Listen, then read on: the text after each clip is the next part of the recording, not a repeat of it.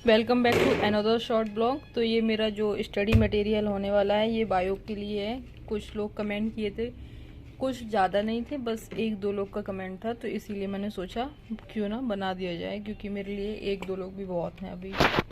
तो सबसे पहले आपको नीट की तैयारी के लिए जो दो कंपलसरी बुक हैं वो एनसीईआरटी की हैं। ये बायो की एनसीईआरटी 11th वाली है और नीचे वाली जो है वो 12th वाली है। तो जो ये 11th की बुक है तो इसमें हम आपको बताते हैं कि कितने चैप्टर होते हैं।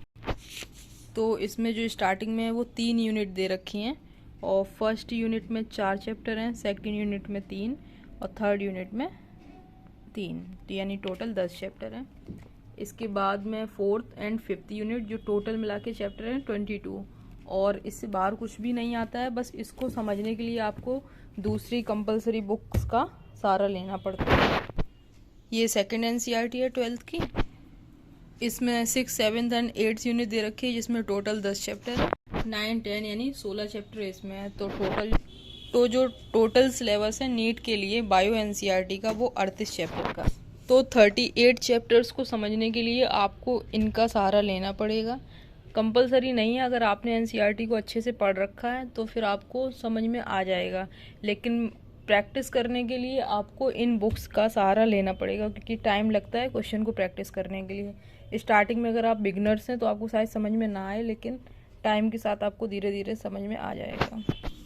तो अगर आप एकदम बिगनर्स हैं, कुछ नहीं पता, तो अगर आपको एनसीईआरटी की लाइन बाई लाइन से क्वेश्चन फ्रेम करना है तो उसके लिए ये बुक बहुत अच्छी है। सिंगेज की है, ये ऑब्जेक्टिव बायो नीट है, जिसके अंदर ये हरिओम गंगवार सर की है जो लखनऊ में जिनका कोचिंग चलती है। इसमें कोई स्पॉन्सरशिप वगैरह नहीं है, ये हम अपने मन से बता रहे हैं। 6500 क्वेश्चन दे रखे हैं, एग्जाम्पलर्स प्रॉब्लम भी दे रखी हैं, एक्सप्लेनेशन है, कॉन्सेप्ट वाइज मॉक दे रखे हैं, एम्स के लिए भी असर्शन रीजन दे रखा है, प्रैक्टिस टेस्ट दे रखी है और 3 मॉक टेस्ट फाइनल रिवीजन के लिए दे रखा है। ये 11th एंड 12th दोनों के लिए सेम कैटेगरी बुक है। किसी एक बुक का हम अंदर रिव्यू दिखा देते हैं। जैसे ये एनसीईआरटी 2017 का एनालिसिस, इसमें ये भी बता रखा है कि किस चैप्टर से किस सेक्शन के अंदर से कितने क्वेश्चन पूछे गए हैं। अगर आपके पास ये बुक नहीं है, अगर आप चाहेंगे तो फिर हम आपको ये सेक्शन वाइज भेज देंगे, क्योंकि अभी लास्ट 2 मंथ बचे हुए हैं, तो इसमें आप हो सके तो उतना ज़्यादा अच्छा कंटेंट वेटेज वाइज पढ़िए तो ज़्यादा बेस्ट रहेगा। जैसे ये मान लीजिए लिविंग वर्ल्ड का चैप्टर है, तो इसमें ये इस तरीके से क्वेश्चन।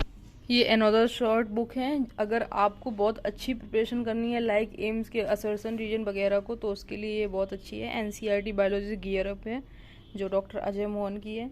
इसमें NCERT crisp notes, topic wise NCERT based question, जो भी आपको ये सामने स्क्रीन पे दिख रहा है, ये सारे इसके अंदर बहुत अच्छे दे रखे हैं। तो ये एनसीईआरटी गियर अप बायोलॉजी है डॉक्टर अजय मोहन की। और अगर आपको ज़्यादा नहीं लगाना है तो एनसीईआरटी के बाद आप एनसीईआरटी एग्जाम्पलर प्रॉब्लम करने के लिए ये ज़रूर खरीदिएगा, मैम डीजी की objective NCERT at your finger tips. इसके अंदर एनसीईआरटी प्रॉब्लम्स एग्जाम्पलर की दे रखी हैं, 5 प्रैक्टिस पेपर दे रखे हैं, एसेंशियल, एम्स, एआईपीएमटी और बाकी सारी प्रॉब्लम्स प्रीवियस ईयर के जो क्वेश्चन आए हुए हैं वो भी दे रखे हैं इस बुक में। एनसीईआरटी बायो की जो होती है बहुत सारे लोगों को नहीं पता होता है, एनसीईआरटी एग्जाम्पलर भी आती है। तो जो एनसीईआरटी एग्जाम्पलर होती है उसका ये सॉल्यूशन दे रखा है, क्योंकि अगर आप एनसीईआरटी एग्जाम्पलर खरीदेंगे तो शायद आपको आंसर्स ना मिलें, इसलिए आपको ये एनसीईआरटी एग्जाम्पलर का सॉल्यूशन खरीदना चाहिए ये 11th के लिए। और ठीक ये एनसीईआरटी एग्जाम्पलर 12th की बायोलॉजी है, इसका सॉल्यूशन इसमें पूरा दे रखा है। जितना भी क्वेश्चन पूछ रखे हैं उन लोगों ने, इसमें 12th का पूरा सॉल्यूशन दे रखा है। और सबसे लास्ट में जब आप रिवीजन के लिए तैयार हो रहे होंगे तो आपको ये 31 ईयर्स का प्रॉब्लम ज़रूर लगाना चाहिए। ये NEET AIPMT chapter wise solution है बायोलॉजी के लिए। इसमें प्रीवियस ईयर में जितने भी क्वेश्चंस आए हुए हैं तो उनके सारे क्वेश्चंस फ्रेम करके दे रखे हैं और उनके आंसर्स दे रखे हैं। तो फाइनल रिजल्ट ये है कि अगर आपको इतनी सारी बुक्स को नहीं लगाना है तो आप बस केवल इन बुक्स का सहारा लेंगे तो भी अच्छा रहेगा। जैसे एनसीईआरटी को सबसे पहले आपको एनसीईआरटी को पढ़ना है।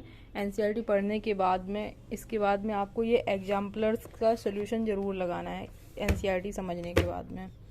इसके बाद में आपको एनसीईआरटी फिंगर टिप्स भी लगानी है, क्योंकि आपको प्रैक्टिस नहीं होगी तो पता ही नहीं चलेगा क्या आ रहा क्या नहीं आ रहा। इसके बाद में सबसे लास्ट में जब रिवीजन करना है तब ये 31 ईयर्स का क्वेश्चन पेपर लगाना है। बस इतना आपके लिए सफिशिएंट है। बाकी एनसीईआरटी अगर आप डायरेक्ट समझेंगे तो आपको एग्ज़ाम देने के बाद समझ में आ जाएगा कि क्या हुआ था। चलिए फिर आज के लिए बस इतना ही, मिलते हैं नेक्स्ट ब्लॉग में।